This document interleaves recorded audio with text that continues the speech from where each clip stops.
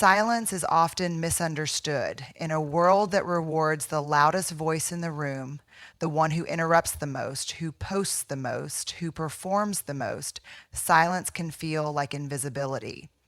We grow up being told to speak up, stand out, make some noise. So we begin to believe that silence is weakness, that if we're quiet, we'll be overlooked. But what if silence isn't weakness at all? What if it's the deepest kind of strength? It takes courage to be quiet in a noisy world, to not defend yourself when you're misunderstood, to not retaliate when someone crosses the line, to pause when your ego is screaming for a reaction. It's easier to lash out, to speak before thinking, to fill the space with words so we don't feel the discomfort of stillness. But the real strength is in the pause. The breath before the reaction, the deep knowing that not every moment demands your voice, but every moment does deserve your presence. Quiet is not the absence of something, it's the presence of everything. When we stop talking, when we stop filling every gap with noise, we begin to hear things that were always there. Our intuition, our fears, our longings. We hear others, really hear them in a way we never could before. We begin to hear ourselves, not the version we perform for others, but our truest, most authentic self. That's where wisdom lives. That's where clarity begins. Silence can feel terrifying, especially when we've been using noise to shield ourselves. Noise gives us a sense of control. We talk to avoid discomfort. We argue to feel power. We overshare to be seen. But silence strips all of that away. It leaves us naked, raw, and vulnerable. And that's exactly where the transformation begins. When we have the courage to sit in our quiet, we start to untangle what's real from what's performative. We begin to unlearn the idea that we are only valuable when we are producing, performing, or proving. There's a kind of grace in choosing not to explain yourself, to not attend every argument you're invited to walk away, not because you're afraid, but because you finally realized your energy is sacred. That kind of silence is fierce. It doesn't come from resignation. It comes from self-respect. It's not about suppressing your voice. It's about owning it so deeply that you no longer need to shout it for it to matter. Silence teaches us boundaries. When we choose quiet, we're not choosing passivity. We're choosing intentionality. We're creating space for thought instead of reactivity. We're choosing the long game over the temporary high of a comeback. In silence, we begin to build a deeper relationship with ourselves. We learn that being right is not as important as being whole, that not everything requires our input, that sometimes the strongest thing you can do is to say nothing at all. And here's the magic part. Silence doesn't mean absence. It doesn't mean apathy or weakness or avoidance. It means rootedness. It means standing so firmly in who you are that you no longer need external validation to feel worthy. When you can be silent and still feel whole, without applause, without affirmation, that's power. That's strength. That's freedom. So today, if you're feeling the pressure to speak up just to be heard, if you're wrestling with a silence in your life, remember this. It's not weakness to be quiet. It's bravery. It's choosing peace over performance, presence over posturing. And in that silence, you might just find everything you've been searching for. We live in a culture obsessed with momentum, faster, louder, busier. It's all held up as proof that we're making something of ourselves. We measure success by how full our calendars are, how many people are texting us, how quickly we respond, how loudly we can prove our worth. And yet something deep inside of us quietly aches for the opposite, for space, for breath, for stillness. And that longing isn't weakness, it's wisdom knocking on the door.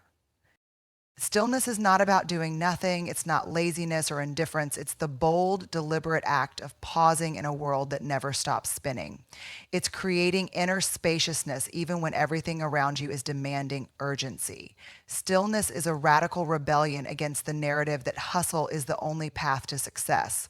It's the inner voice that says, I do not need to prove my worth through chaos. True stillness isn't just about silence, it's about presence. It's being so deeply rooted in the now that you stop chasing and start receiving. When we're still, we can actually feel life rather than just manage it. We can sense opportunities that don't scream for our attention. We can feel the undercurrents in a room, the truth behind someone's words, the wisdom in our own bodies.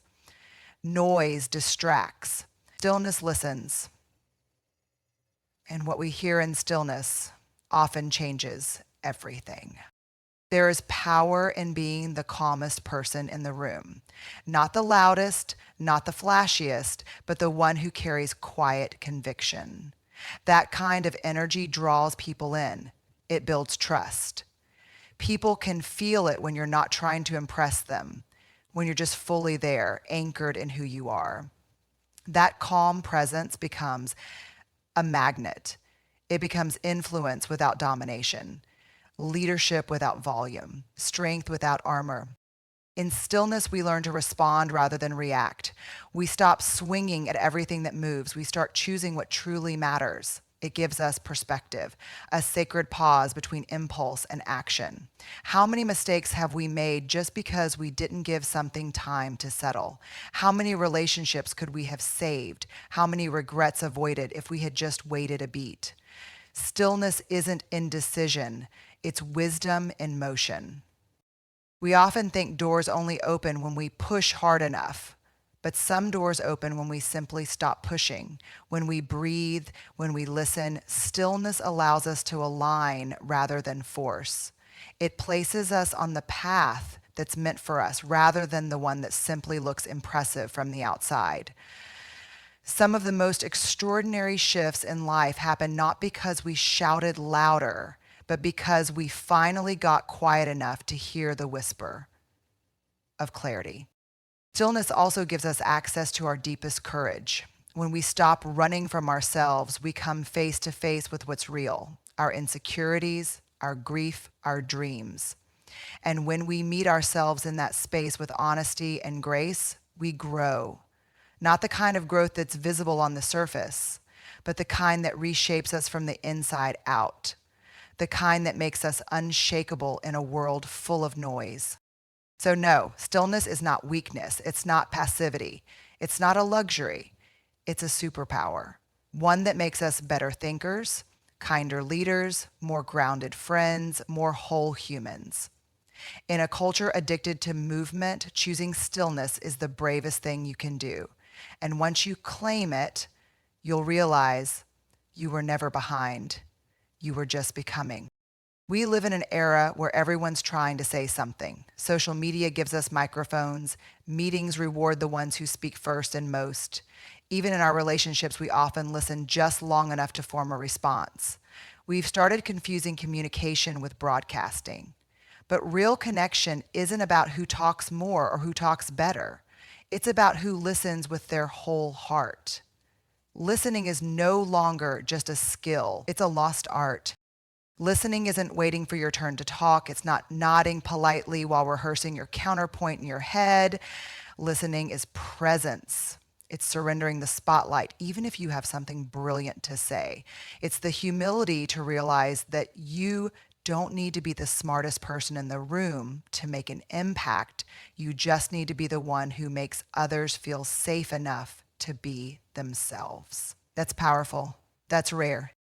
When we truly listen, we begin to see people, not just their words, but their hearts. We notice what's behind their anger. We hear the fear hiding inside their confidence. We pick up on the stories they're not telling out loud. And in doing so, we create the kind of space that allows healing, trust, and transformation to happen. Most people don't need you to fix them. They need you to hear them, to not shrink from their mess, to say, I'm still here without trying to edit their truth. Listening is one of the most radical acts of love we can offer. It says, you matter. It says, I can handle your truth. It requires patience, presence, and a willingness to sit in discomfort. Because real listening isn't always easy. It means letting go of the urge to make it about you.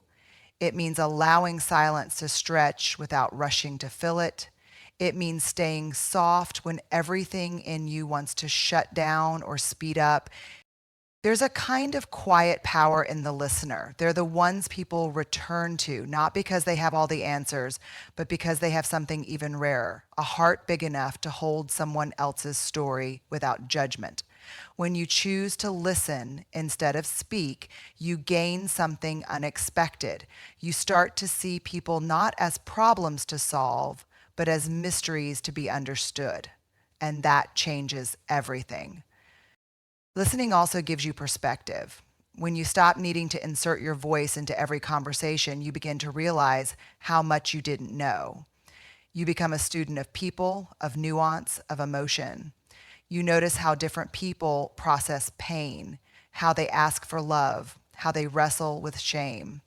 And with that awareness, you become a better leader, a better partner, a better human.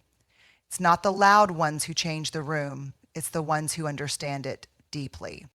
The more you listen, the more you'll notice that the need to speak starts to soften. You don't need to defend yourself as much. You don't need to be right all the time. You begin to trust that your presence is enough. That wisdom sometimes looks like quiet. That influence sometimes looks like understanding. You start choosing connection over control. And you start talking to be heard and start listening to truly love. So maybe it's time we flip the script. Maybe instead of asking, how do I get them to hear me, we start asking, what might I hear if I stayed a little longer? In a world that's shouting to be noticed, choose to listen, not just because it's kind, but because it's brave. Because when we listen with intention, we gain something speaking could never give us. The soul deep connection that comes from truly understanding another human being. There's a primal urge in all of us to be understood. It's not vanity, it's vulnerability. Being misunderstood can feel like rejection, like someone saw a distorted version of you and walked away before you could fix the image. So we explain, we over-explain, we try to fill in the gaps with justifications and disclaimers. And what I meant was, we talk not just to connect, but to control how we are perceived. But here's the truth, you can't always manage someone else's interpretation of your truth. And that's okay. Letting go of the need to explain yourself doesn't mean you don't care. It means you're learning to trust yourself more than their opinion. It means recognizing that your worth isn't contingent on whether someone else gets it. It's incredibly hard to sit in that discomfort, to feel like someone has misread your heart or misjudged your intentions, and to not jump in to fix it. But sometimes silence is the most powerful way to say, I know who I am. There is a difference between clarity and control. Clarifying your thoughts, your boundaries, your values, but when we keep trying to correct someone's misunderstanding just to protect our ego or soothe our anxiety, we're not clarifying, we're clinging, we're trying to script a version of reality that always favors us. And life doesn't work that way. People bring their own stories, traumas, filters, and assumptions. You can say everything right and they still might not see you clearly. That's not failure. That's just human. There's a deep kind of freedom that comes when you realize you don't have to prove yourself to everyone. That your peace matters more than being right. That your truth is still valid even if it's not validated by someone else. We're so used to measuring connection by whether or not we feel seen. But what if the deeper connection is actually with ourselves? What if the most important thing isn't whether they understand you, but whether you understand you? Letting go also means honoring the silence. Some things don't need to be explained. Some moments don't need commentary. Some wounds don't need to be dissected out loud to be healed. We spend so much energy defending who we are when maybe what we really need is to be who we are, quietly, fully, without apology. You don't always have to have the last word. You don't always need to clarify. You can just let it be. There will be people who misread your intentions, people who assume the worst, people who fill in your silence with their own projections.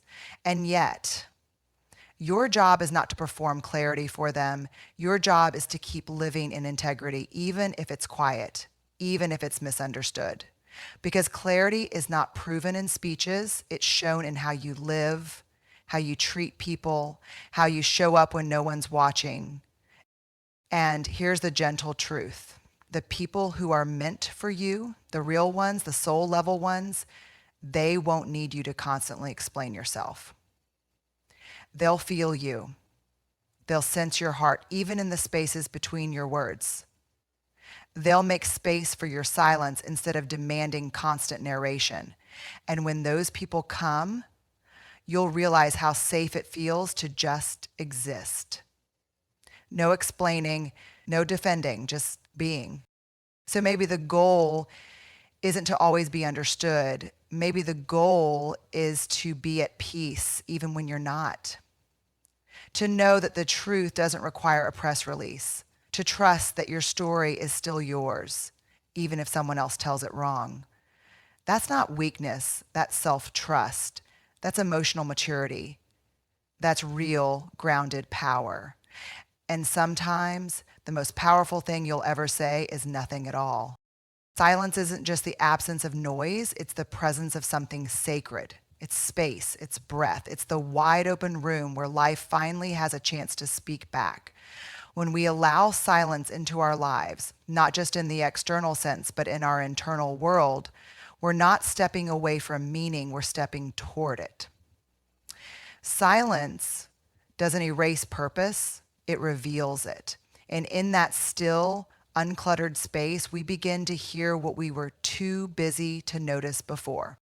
We often look for clarity by doing more, reading more, talking more, planning more, but clarity rarely comes in the noise. It slips in quietly, like morning light.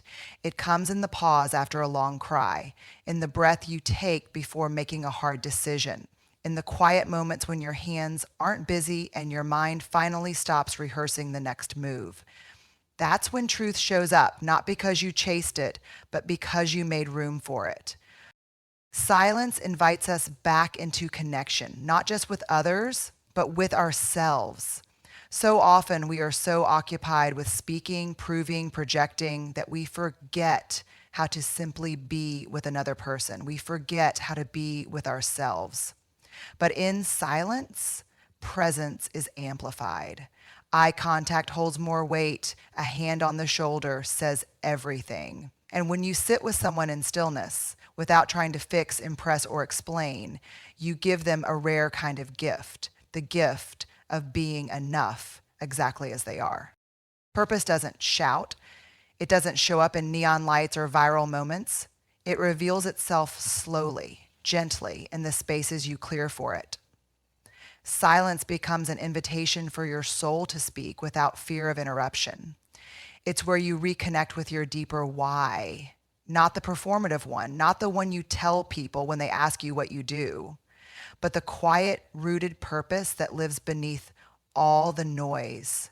And when you get still enough to hear it, you don't just know it, you feel it. The irony is, most of us are terrified of silence because we're afraid of what we'll find there. We keep ourselves busy so we don't have to feel the ache, the confusion, the longing we've buried under our daily distractions. But silence doesn't create those things, it reveals them. And once they're seen, they can be healed. Silence holds the door open for transformation. It says, "Come as you are," and it means it. So let this be a reminder. Silence isn't a void. It's a vessel. It's not the absence of value. It's the beginning of depth. The world may tell you to speak louder, move faster, stay visible, but your soul might be asking for something else, something quieter, more tender, more true. And if you're brave enough to listen to that invitation, to answer it with your presence, you might just find everything you've been chasing in the stillness you've been avoiding.